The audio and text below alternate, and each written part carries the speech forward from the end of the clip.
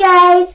Today let's do a shape problem. So the shape problem is how many squares can you make by connecting these dots? So let's see. First, let's make the big squares. There's one big square in all. So 1 plus. Now let's do the little squares. There's 1 and 2 and 3 and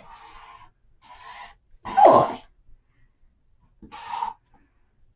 So there's 4 little squares, and then make this square.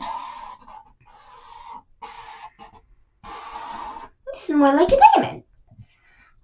There's no more of these, so there's plus 1 equals, so the 1 plus 4 is 5, plus 1 is 6. So there's 6 squares. You can make 6 squares by connecting these dots.